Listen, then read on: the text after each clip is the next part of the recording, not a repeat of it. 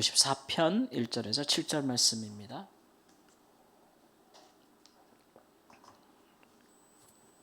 하나님이여 주의 이름으로 나를 구원하시고 주의 힘으로 나를 변호하소서. 하나님이여 내 기도를 들으시며 내 입의 말에 귀를 기울이소서. 낯선 자들이 일어나 나를 치고 포악한 자들이 나의 생명을 수색하며 하나님을 자기 앞에 두지 아니하였음이니이다. 하나님은 나를 돕는 이시며 주께서는 내 생명을 붙들어 주시는 이시니이다. 주께서는 내 원수에게 악으로 갚으시리니 주의 성실함으로 그들을 멸하소서. 내가 낙헌제로 주께 제사하리이다. 여호와여 주의 이름에 감사하오리니 주의 이름이 선하심이니이다. 참으로 주께서는 모든 환난에서 나를 건지시고 내 원수가 보응받는 것을 내 눈이 똑똑히 보게 하셨나이다. 아멘. 시편 54편도 다윗의 교훈입니다. 그러나 그 표제를 보니까 10사람이 사울에게 이르러 말하기를 다윗이 우리가 있는 곳에 숨지 아니하였나이까 하던 때라고 했으니 다윗이 사울을 피해 도망다니던 시기에 기록된 시편이라고 할 수 있고, 구체적인 시기는 그가 10황무지에 피하였을 때, 은신하였을 때 일어난 일입니다. 당시 10이라는 지역은 황무지 지역인데 여기에도 사람들이 살고 있었는데, 이 땅은 이스라엘 12지파 중에서 특별히 유다 지파의 사람들이 살고 있던 기업으로 받았던 땅이니 10에 있는 사람들이라 함은 유다 지파에 속한 사람들이라 할 수가 있습니다. 그런데 우리가 알기로 다윗도 유다 지파에 속한 사람이죠. 그러니까 이스라엘이 하나의 나라이기는 했어도, 그러나 이스라엘을 통합하는 왕이 생긴 것은 사울이 처음 아니겠습니까? 그 전에는 수백 년 동안의 지파대로 지파를 따라서 그렇게 오늘날 지방자치 같은 그런 개념으로 중앙정부가 없는 그런 개념으로 수백 년을 이어왔기 때문에 사실 지파 중심의 이 연대가 강했고, 또 지파 간에 서로 간에 약간의 지파 간에 대립하는 것이나 서로 알력 다툼 같은 것도 심했죠. 그러나 이스라엘 초대 왕은 가장 약한 베냐민 지파에서 나왔습니다. 그런데 다윗이 속한 유다 지파는 굉장히 강한 지파였잖아요. 어쨌든 하나님께서 가장 약한 데서 가장 강한 자를 세우심으로써 이스라엘의 왕국의 강건함은 하나님의 권능에 속해 있다라는 것을 처음부터 분명히 하신 것인데, 그러나 이 왕이, 사울 왕이 처음에는 하나님께 겸손하였지만 그가 이제 하나님을 버리고, 그래서 하나님도 사울을 버렸고, 그래서 하나님은 다윗을 택하여 기름을 붓고 그를 일찌감치 이스라엘의 새로운 왕으로 하나님께 선택하지 않으셨습니까? 이것을 모르는 사람은 아마 없었을 거예요. 암암리에 다 그렇게 전해졌기 때문에 사무엘 선지자를 통해서 일어난 이런 하나님의 기름 부으심 때문에 이제 사울은 그 사위일지라도 다윗을 핍박하기 시작했고 그를 죽이려고 했습니다. 그가 이렇게 도망다닐 때 같은 지파 사람들이 다윗을 밀고 하였다는 거잖아요. 시편에는 이렇게 한 번 이야기하고 있지만 우리가 사무엘상으로 가면은 이 10황무지에 있는 유다 사람들이 다윗에 대해서 그 은신처를 밀고 한 것이 연이어 2번입니다. 그러니까 다윗은 이 부분에 더 격한 감정을 가질 수밖에 없는 거예요. 왜냐하면 그는 유다 지파를 대신해서 대표하여 사울의 그 정권, 왕권에 들어간 사람이잖아요. 그로 인해서 그가 그곳에서 군대 장관을 하면서 유다 지파를 대변하고 얼마나 많은 유다 지파의 사람들이 다윗을 통해서 진출했겠어요. 많은 혜택을 받았음에도 불구하고 어쨌든 사울이 다윗을 핍박하고 죽이려고 할 때에 유다 지파에 속한 사람들이 그를 배반한 것 때문에 이제 다윗이 이런 시편을 하나님께 기록한 것인데, 특별히 이제 이 10이라고 하는 곳에 있는 유다 지파의 사람들을 하나님께 고발한 것이라고 할 수가 있겠습니다. 무엇보다도 하나님께서 자기를 구원해 주실 것을 간구하면서도, 그러나 이렇게 나를 치고 포악한 자들이 나의 생명을 수색하는 자들, 그런 사람들에 관해서 그가 고발할 때 그 고발 죄명이 있을 거 아니에요. 죄명. 그 죄명이 뭐냐면 3절 말씀에 강조하는 의미에서 끝에 셀라라는 말도 기록되어 있는데, 하나님을 자기 앞에 두지 아니하였습니다 이런 거예요. 그러니까 하나님 앞에서 한 일이 아니라는 거죠. 그러니까 10황무지에 있는 유다의 사람들이 사울에게 다윗을 밀고 할 때에 그것은 하나님 앞에서 옳은 행동이 아니었다고 다윗이 이야기하는 겁니다. 왜냐하면 누가 봐도 악한 사람은 사울이고 누가 봐도 핍박받는 사람은 다윗이었기 때문에 그렇죠. 그리고 다윗이 핍박받는 이유는 그가 하나님 앞에서 살고 있기 때문에 그렇습니다. 그가 하나님이 그를 기름 부어 이스라엘 왕으로 삼으신 까닭에 그 하나님의 약속과 기름 부으심이 어떻게 이루어질지를 그가 믿음으로 바라봤기 때문에, 그러나 그 왕이 되는 그 방법조차도 하나님이 원하시는 방법으로 이루기를 원하였기 때문에 뭐든지 다윗은 하나님 앞에서 살기 때문에 이런 핍박을 받고 있는 거예요. 그런데 이 유다 사람 일부 이 사람들은 그들이 같은 지파 사람임에도 불구하고 다윗을 밀고 하는 것은 두 가지 이유가 있다고 생각했는데, 첫 번째는 사울 왕이 굉장히 공포스러운 정치를 했기 때문에 그렇죠.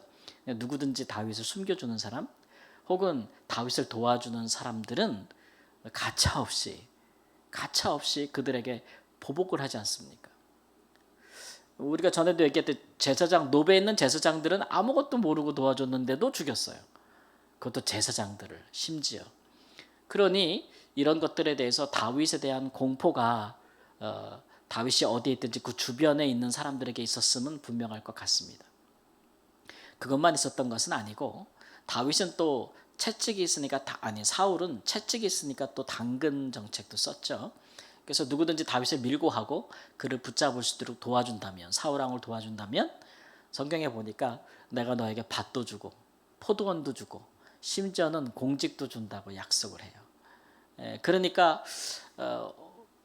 사울을 기뻐하지 않는 사람들은 그저 두려운 마음에 다윗을 있는 곳을 이야기할 수도 있겠죠.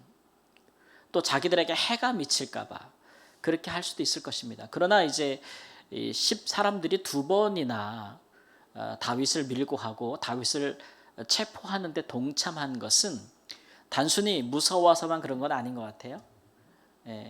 황무지의 기업을 받고 살아가는 사람들이니까 이 일들을 통해서 자기들이 더 나은 보상을 받고자 하는 마음, 그래서 왕으로부터 더 좋은 대우를 받고 싶은 그런 마음에서 행하였다라고 하는 것이죠. 그러니까 이런 것들이 하나님 앞에서 참 옳지 못하다라는 것을 다윗이 이제 판단한 것입니다. 우리가 이제 어쩔 수 없는 선택들이 있잖아요. 내 자신의 안위와 내 자신의 해를 당할까봐 두려운 마음에 우리가 소극적으로 대항하는 것은 어느 정도 그래도 이해를 받을 수가 있겠지만, 그러나 나한테 위험이 된다고 해서 그것을 모면하라고 죄 없는 사람을 그걸 죽이려는 악한 사람들과 같이 공모하는 것은 그건 다른 문제죠. 그렇지 않습니까? 그런 사람들과 같이 동조해서 무고한 사람을 죽이려고 하며 그것 때문에 자기가 잘 되려고 하는 것은 그것은 정말 악한 일이지 않습니까? 이제 다윗이 그렇게 판단을 한 것이죠. 그래서 하나님 앞에서 행하지 아니한 그들을 주께서 판단하시고 심판하시고 나는 좀 구원해 주십시오 라고 이제 기도하고 있는 것입니다. 하나님께서는 나를 돕는 이시며 내 생명을 붙들어 주시는 이라고 다윗은 굳게 믿고 있어요. 뿐만 아니라 내 생명을 빼앗으려는 원수에게 하나님께서 그들을 멸하실 것이다. 왜냐하면 내가 알고 있는 하나님은 선하신 분이고, 그러니 하나님 앞에서 정직하게 행하는 자를, 하나님 앞에서 사는 사람을 하나님이 당연히 구원하시지 않겠어요? 선하신 하나님이. 그리고 그는 그 일을 성실하게 하시는 분이라고 이야기하고 있는 것이죠. 성실하게 하시는 분이다. 자기가 알고 있는 하나님의 성품을 의지하여서 다윗은 이렇게 기도하고 있는 것입니다. 다윗의 기도 중에서 우리가 특별히 본받을 것은 항상 시편의 그의 기도의 마지막은 항상 소망과 확신과 믿음으로 끝난다는 거예요. 기도를 마칠 때 그는 응답을 받지 못했을 것입니다. 근데 다윗의 시편을 계속 보면 끝에는 마지막 절을 보면 항상 이미 기도를 응답을 받은 것처럼 선포를 해요. 그래서 이제 6절부터 보면 하나님 나를 구원해 주실 것을 확실히 내가 믿기 때문에 내가 주님께 낙헌제로 주님께 제사하겠습니다. 이렇게 얘기하죠. 낙헌제라고 하는 것은 이제 자원하는 제사입니다. 내가 너무 감사해서 누가 시켜서가 아니고 규례 정한 거 아니고 내가 하나님 앞에 자원하는 마음으로 헌신하는 마음으로 제사를 드리겠다고 이렇게 이야기해요. 기도만 하고 있는데 이미 응답받은 자처럼 그렇게 서원을 하나님 앞에 행하겠다고 이야기하고 또 7절도 보면 참으로 주께서는 나를 모든 환난에서 건지시고 내 원수가 보응받는 것을 내 눈이 똑똑히 보게 하셨나이다 이렇게 이야기를 해요. 물론 과거에 그런 일도 있었겠지만 그러나 아이가 이렇게 기도하면서 앞으로 일어날 일을 굳게 믿고 있으면서 마치 이미 일어난 일처럼 그렇게 하나님 앞에서 기도한단 말이에요. 그래서 어떤 사람들은 이거를 앞에 일어날 일이니까 예언적 완료다 이렇게 얘기하는 분도 있어요. 어떤 신학자들은. 이것은 뭐냐 하면 다윗이 기도할 때에 하나님 앞에 응답될 것을 뭐 했다는 거예요? 믿었다는 거예요. 믿었다는 거. 그 일에 추후의 의심도 없었다는 거예요. 다윗이 지금 하나님께 기도하는 것은 자기의 무슨 의나 완전함에 근거해서 기도하는 것이 아니고 하나님의 선하심과 그의 성실하심. 그리고 나는 하나님 앞에서 행하고 있으며 그들은 하나님 앞에서 행하고 있지 않다는 것. 이런 것들을 가지고 확신하고 있는 거죠. 우리는 우리가 눈으로 딱 보기 전에는 확신하지 못하는 습성들을 갖고 있잖아요. 우리가 하나님 앞에 기도하더라도 그 기도가 딱 확신이 돼서 정말 되기 전에는 우리가 잘 못하지 않습니까? 통장에 딱 돈이 꽂히기 전에는 확실히 이루었다 할 수 없는 그런 세상에 우리가 살고 있는 거 아니겠어요? 근데 이제 우리 기도하는 사람들, 특별히 하나님을 신뢰하는 사람들에게는 우리 예수님께서 늘 말씀하시지만 우리가 믿음으로 살기를 원하시죠. 그래서 예수님께서도 간구하는 자들에게 가장 많이 하셨던 말씀이 뭐냐면 내 믿음대로 될지어다 이렇게 말씀하셨잖아요. 하나님이 선하시고 성실한 분이라면 당연히 다윗 편을 드시겠죠. 하나님이 다윗을 기름 부어 이스라엘 왕으로 세우시지 않았습니까? 그가 무고하고 무죄하였지만 핍박을 받고 있지 않습니까? 심지어는 유다 지파 사람들에게까지도 다윗을 잘 알지도 못하는 사람들이 사울과 같이 다윗을 죽이려고 그렇게 다윗을 수색하는 것을 볼 때에 다윗이 얼마나 그 마음이 슬펐겠느냐, 정말 황당하다 이런 표현을 쓸 수도 있는데 그럼에도 불구하고 그가 이렇게 확신 가운데 항상 기도를 마쳤고 이후에 그의 모든 것이 이루어졌다는 것을 우리는 알고 있지 않습니까? 우리는 하나님을 아는 만큼 하나님을 신뢰할 수 있고 또 기도하고 난 후에도 그렇게 확신할 수 있기 때문에 하나님께 서원도 할 수 있고 기도 응답이 이미 이루어진 것처럼 그리고 그 서원을 이행할 수도 있는 사람들이다. 그것이 이제 기도하는 사람들인데 기도와 믿음은 서로 맞물려가는 부분이 있어요. 우리가 기도하면 할수록 믿음을 갖게 되는 부분도 있는데 믿음을 가져야 기도하는 부분도 있습니다. 이렇게 서로 선순환적인 구조를 갖고 있기 때문에 내가 하나님께 기도하지 않으면 그런 일들에 관하여 하나님이 하실 일들에 관하여 믿음이 안 생기고 또 믿음이 안 생기니까 또 뭘 못해요? 기도도 못하고 이게 자꾸 악순환이 되는 건데 이런 굴레에 빠지면 안 되겠죠. 이런 굴레와 빠지면 안 되고 우리는 믿으니까 기도하고 기도하니까 믿게 되고 이런 선순환을 통해서 우리도 다윗처럼 하나님의 성실하심과 또 그의 선하심을 믿고 또 기도의 응답을 확신하고 무엇이든지 구하였으면 의심하지 말고 이루어진 것으로 믿고 그렇게 사실 수 있는 은혜가 있기를 우리 주 예수님의 이름으로 축원합니다. 아멘.